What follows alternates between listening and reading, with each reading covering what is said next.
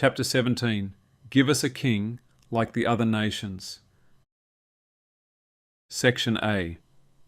Detailed instructions to protect the family structure. Israel was an extremely privileged nation to receive the law of God at Mount Sinai, along with many specific instructions on how to keep this law and therefore stay connected to the channel of blessing. Many instructions were designed to teach Israelite families the critical nature of family relationships. Leviticus 28-10. And ye shall keep my statutes, and do them. I am the Lord, which sanctify you.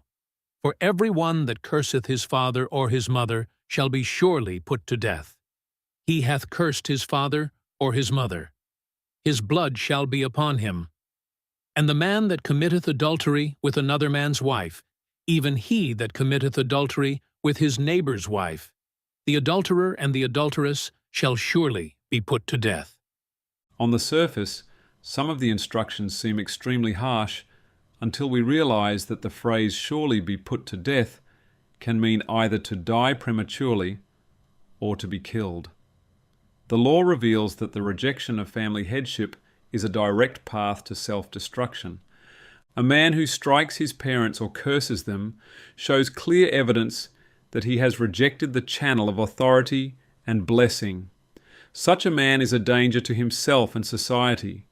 God does not desire to put any person to death. The law simply reveals the self-destruction of the sinner, because the law acts as a mirror to the sinner to diagnose his problem so that he might repent. Many of us are familiar with the immense pain that comes to families when couples commit adultery.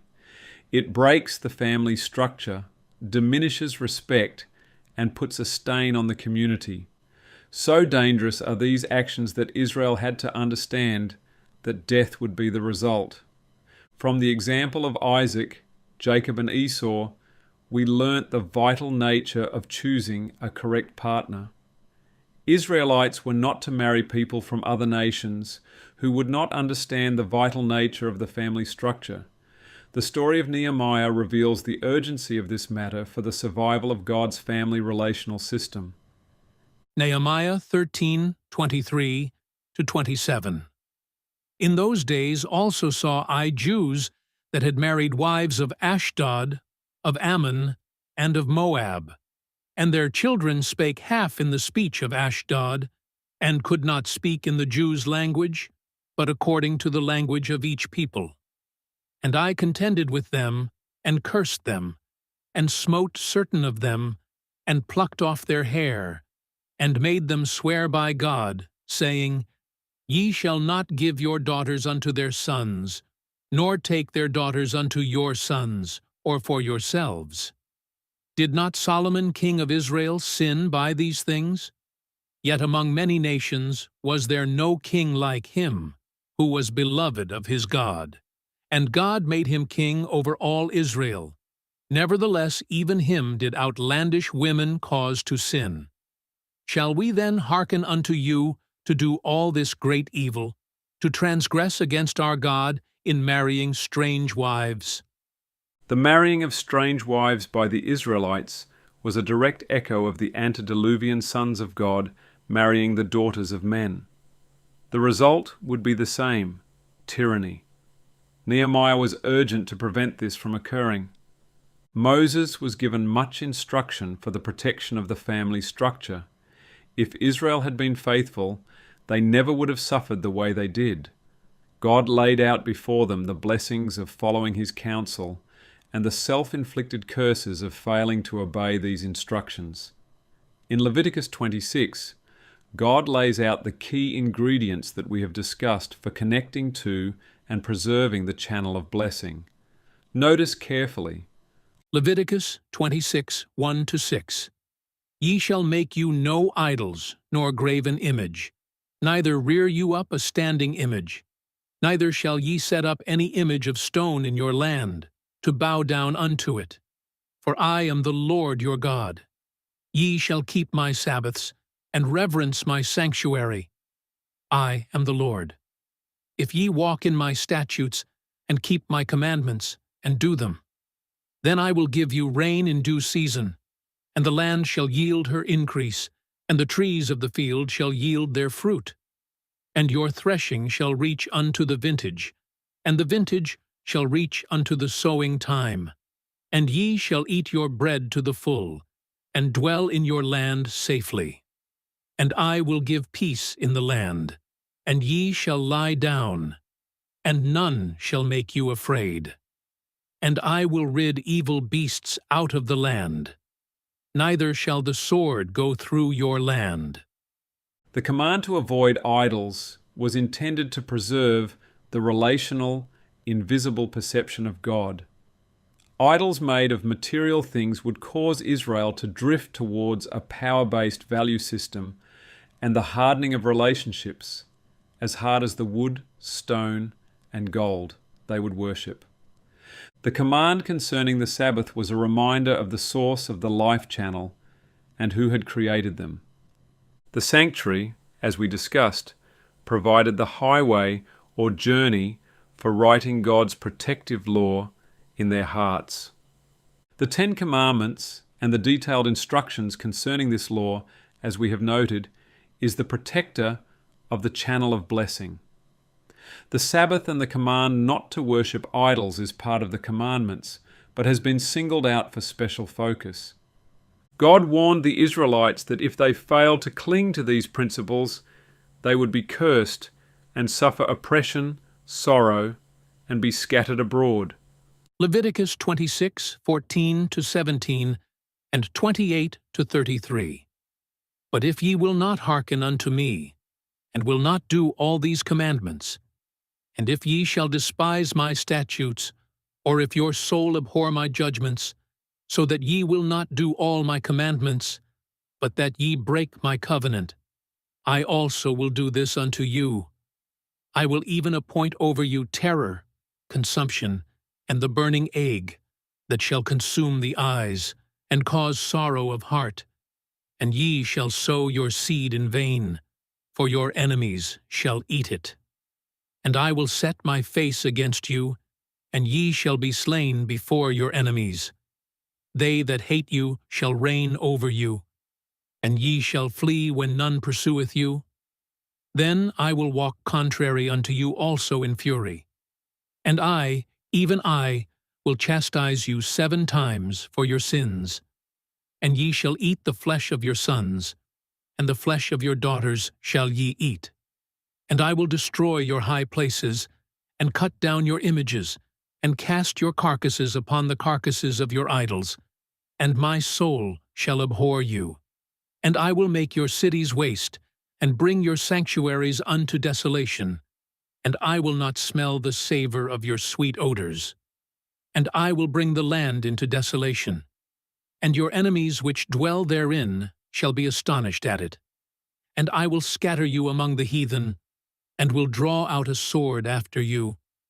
And your land shall be desolate, and your cities waste. When God's people step out from the channel of blessing, He cannot protect them. He represents Himself as bringing these calamities upon His people. But the calamities are a natural reaping process of rejecting God's family kingdom. God would use the curses as a father wishing to correct his wayward children. He would allow them to suffer the consequences of their bad choices, and since He allows them to suffer, He takes the responsibility for what takes place. Section B. Israel turns away from God. If Israel had faithfully followed these things, they would have had peace and prosperity and a life free from fear and war. Israel did start well, but after Moses, Aaron, Joshua, and all their peers died, a new generation arose who failed to preserve these principles. Judges 2:8-12. And Joshua, the son of Nun, the servant of the Lord, died, being 110 years old.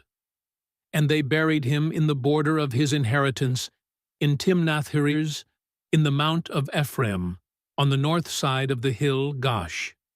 And also all that generation were gathered unto their fathers. And there arose another generation after them, which knew not the Lord, nor yet the works which he had done for Israel. And the children of Israel did evil in the sight of the Lord, and served Baalim. And they forsook the Lord God of their fathers, which brought them out of the land of Egypt, and followed other gods, of the gods of the people that were round about them, and bowed themselves unto them, and provoked the Lord to anger. The peace and prosperity that Israel experienced under Joshua's leadership did not cause them to thank God, but rather caused them to slide into complacency. This trend has occurred many times in history and is a warning to us. Observe the Western nations of today that were raised on Christian principles. Many of these nations became prosperous and wealthy, and now all of them are slowly turning away from their original principles to serve materialism. Israel turned from God to serve Baalim. Baalim was a god patterned after Nimrod's worship system, a worship of the inherent power of nature, and especially the sun. In turning away from the true God, Israel turned from the source of life. The husband and wife relationship was no longer patterned on headship and submission principles as reflected in the father and son relationship in heaven, but the deities worshipped were all based around inherent power. The loss of an example of a submissive agent spelt doom for Israel. It cut off the relational value system of heaven and raised a generation that became insecure, worthless, and fearful. The book of Judges details a litany of evils and sorrows that befell the Israelites. They were subdued by neighboring tribes and their families were desolated. The society became feminized because the role of a father to bless his children was lost. Men lost their courage due to their insecurity and lack of blessing. To help Israel escape from the tyranny of their enemies, God had to use the services of a woman because the male leadership had been decimated. Deborah was raised as a prophetess to assist Israel escape the tyranny they were under. Under the seed and nurture principles, she never would have taken the mantle of the leader of God's people, but desperate times required desperate measures. God used the faithfulness of Deborah to deliver Israel. Deborah asked Barak to lead an army to rout their enemies, but notice Barak's response. Judges 4:8-9. And Barak said unto her, If thou wilt go with me, then I will go. But if thou wilt not go with me, then I will not go. And she said, I will surely go with thee.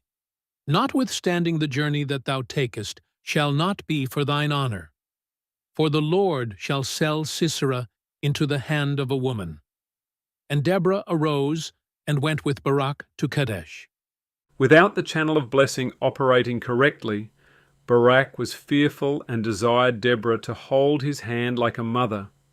As a result, the honor of victory would go to a woman who acted with courage. This is the result of rejecting God's family blessing system.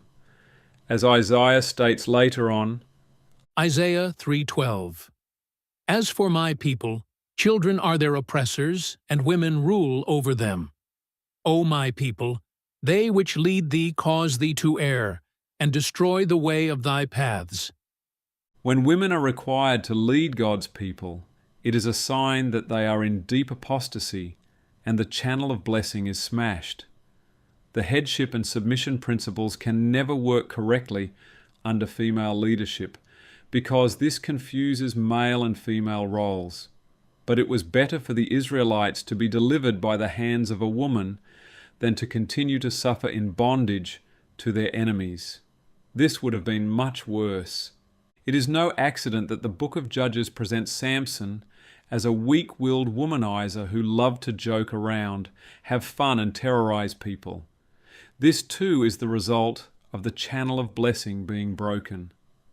Again, God made events work together to deliver his people from the bondage of their enemies. But Samson is a poor example of male leadership. We see Samson's unwise choice of a partner. Judges 14:3. Then his father and his mother said unto him, Is there never a woman among the daughters of thy brethren, or among all my people, that thou goest to take a wife of the uncircumcised Philistines? And Samson said unto his father, Get her for me, for she pleaseth me well. Samson had no sense of the vital nature of choosing a faithful wife. All that mattered was that it pleased him. Samson had grown to be a selfish, self-centered boy in a man's body. Samson was indeed ruled by his desire for women. A man ruled by passion is a typical outcome when the relational blessing system is destroyed and God's people turn away from the father and son, headship and submission pattern, to the inherent power equality models of Baal. Samson, grinding at the mill of the Philistines, is a fitting example of God's people turning away from the true God. He was wretched, poor, blind, and naked, enslaved to a false value system, and lacking the seeds of blessing that every man needs to be a wise and discerning leader. Section C. Israel enshrines the inherent power belief system. After many years of trial and sorrow, God raised up a prophet, Samuel, to lead God's people. Looking at the context of Samuel's story, again we see the curse of the inherent power system in the life of Eli. He was not a man that could restrain his sons and be a strong leader. Samuel's father was not a discerning man and does not appear to be the spiritual leader he should have been. God used Samuel to bring Israel back to the worship system of God. He did a great work of reform, but even Samuel struggled to raise a family after God's order, as his sons failed to follow in the right path. Samuel's faltering steps as a father provided the leading men of Israel with the opportunity for which they had been seeking for some time. 1 Samuel 8:4-5. Then all the elders of Israel gathered themselves together, and came to Samuel unto Ramah, and said unto him, Behold, thou art old, and thy sons walk not in thy ways. Now make us a king to judge us like all the nations. The Israelite leaders were not content to remain in family groups and be led by the benevolent leadership of the prophet. They wanted a monarch that ruled absolutely. The desire for a king was a call for the principles of Nimrod. They wanted to be like the other nations. They did not want to be different and peculiar. Their insecurities could not deal with being different. This request was a complete rejection of God and his family kingdom principles. 1 Samuel 8:7. And the Lord said unto Samuel, Hearken unto the voice of the people in all that they say unto thee, for they have not rejected thee, but they have rejected me, that I should not reign over them. The desire for a king would ensure Israel's ultimate destruction. Once they entered this path, there would be no escape until they were completely ruled, not only in mind, but also in body. This is exactly what happened with the later captivity in Assyria and Babylon. Satan was on the verge of a great victory. If he could draw Israel into a desire for a king, he could enthrone his principles of family and government, patterned after Nimrod, and ensure the smashing of the family channel of blessing system. Samuel pleaded with them to not do this, but they were determined. 1 Samuel 8:10-20. And Samuel told all the words of the Lord unto the people that asked of him a king. And he said, This will be the manner of the king that shall reign over you.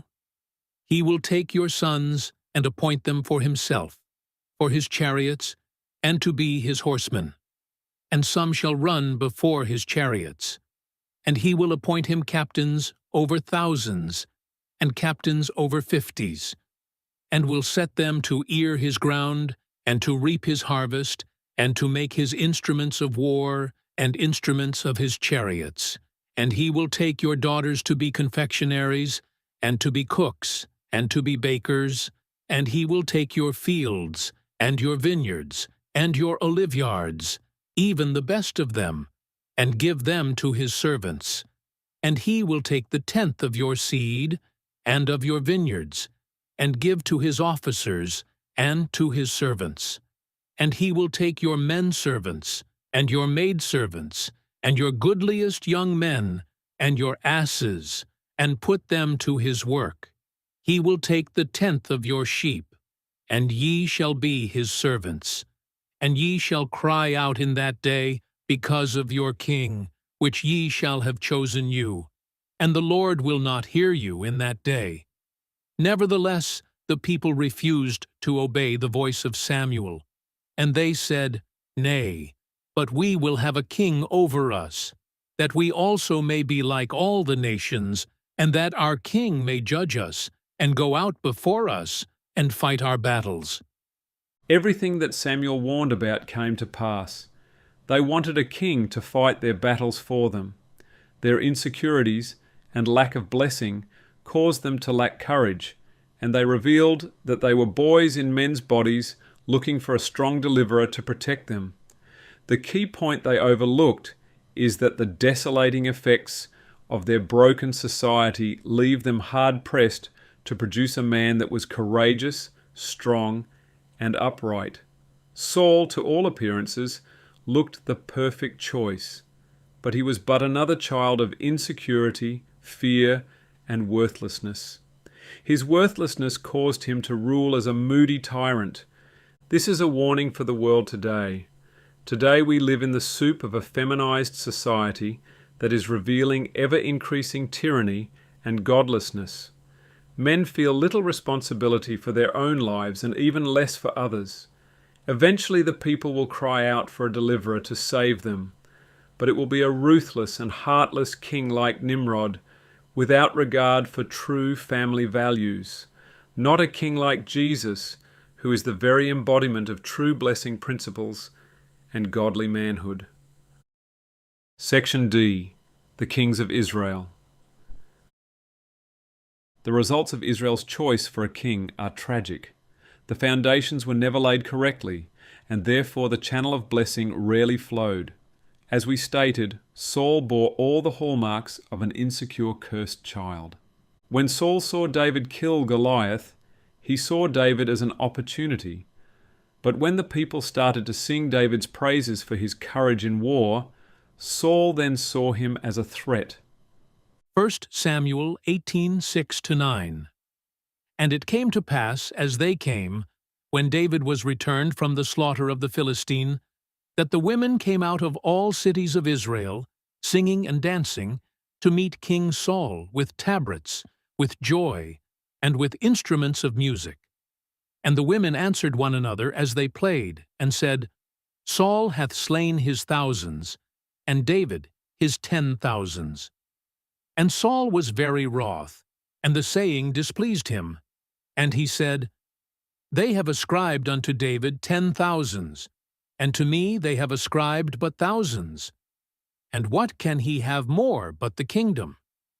And Saul eyed David from that day and forward. The opportunity and threat mentality is clear evidence of the serpent's lie at work in Saul. His failure to recognize that all things come from God caused him to pursue David for the rest of his life. His insecurities and his lack of worth so overwhelmed him that he was constantly harassed by evil spirits. 1 Samuel 18:10-12. And it came to pass on the morrow, that the evil spirit allowed from God came upon Saul, and he prophesied in the midst of the house. And David played with his hand, as at other times, and there was a javelin in Saul's hand. And Saul cast the javelin, for he said, I will smite David even to the wall with it. And David avoided out of his presence twice. And Saul was afraid of David, because the Lord was with him, and was departed from Saul. The rest of Saul's life is a woeful tale of a man drowning in his own worthlessness, using his power to lash out at perceived and real threats to secure his throne. The Lord was with David, and his faith in God and trust in God's power rather than his own enabled him to be used to do mighty things. For whatever reason, though, the lessons of Abraham, Isaac, and Jacob concerning family structure were not impressed upon him, and he failed to establish his kingdom upon correct headship and submission principles. 2 Samuel 3:2-5. And unto David were sons born in Hebron, and his firstborn was Amnon, of Ahinoam the Jezreelitess, and his second, Chileab, of Abigail, the wife of Nabal the Carmelite, and the third, Absalom, the son of Maacah, the daughter of Talmai, king of Geshur, and the fourth, Adonijah, the son of Haggith, and the fifth, Shephatiah, the son of Abital, and the sixth, Ithream, by Eglah, David's wife. These were born to David in Hebron. If David had known, he would have prayerfully sought for one wife that would act as a submissive, nurturing agent to carefully raise his children and secure his kingdom. But David appears ignorant of these vital issues, instead building the foundations of his kingdom upon several wives, including one wife, Maacah, as a contract of peace with the king of Geshur. The house of David was laid upon a flawed foundation, and the fruits would soon manifest in his children. The multiple wives competing for David's affection, combined with each woman's aspirations for her son to be the next king, developed a royal court of jealousy, scheming, and intrigue. David's firstborn Amnon, tempted of the devil, seduced his half-sister Tamar and raped her. This enraged Absalom, and he quietly plotted Amnon's death. Absalom was the son of Maacah, David's foreign wife, who was meant to be the means of a contract of peace. Little would David realize that the seeds of Maacah's training in Absalom would make him extremely ambitious, crafty, and scheming. This woman that was meant as a bond of peace nearly destroyed David's entire kingdom. There is a mystery that surrounds Abigail's son, Chileab, or Daniel, as is expressed in 1 Chronicles 3:1. Abigail appeared to be the wisest of David's wives and understood the principles of submission, but after Amnon's death, Chileab is never mentioned as being in line for kingship. There appears to be no mention of what happened to him. Instead, the successor to David would come via an adulterous relationship with Bathsheba. We are skeptical that this woman was merely innocently washing herself on her rooftop and that she had no idea that she was in view of the king. 2 Samuel 11:2. And it came to pass in an evening-tide that David arose from off his bed and walked upon the roof of the king's house, and from the roof he saw a woman washing herself, and the woman was very beautiful to look upon. If Bathsheba was innocent, she would have declined the king's invitation to sleep with him, but she appeared quite willing, for the story records no protest on her part. For David to act in this way revealed that he was completely lacking in understanding of God's channel of blessing system. The seeds of guilt that resided in David and Bathsheba from the adultery, and David's killing of Bathsheba's husband, were part of the recipe that went into their child Solomon. It is true that the Lord loved Solomon and blessed him with wisdom, because there were many good traits passed to him from his parents, but the bad seeds of worthlessness and corrupt family structure would eventually surface. Though Solomon possessed great wisdom in many areas, in the one crucial area where it was needed, he failed, and he failed greatly. He had 700 wives and 300 concubines. He built up his army and engaged in great building projects, and then taxed the people and put them to work. While many people point to the glory of Solomon, in reality the end result of his kingship was a disaster and ended up in his kingdom being divided. He ended up worshipping the false gods of some of his wives and built them temples. What an insult to the God of heaven. 1 Kings 11:1-4. But King Solomon loved many strange women, together with the daughter of Pharaoh, women of the Moabites, Ammonites, Edomites, Zidonians, and Hittites, of the nations concerning which the Lord said unto the children of Israel, Ye shall not go in to them, neither shall they come in unto you. for surely they will turn away your heart after their gods. Solomon clave unto these in love.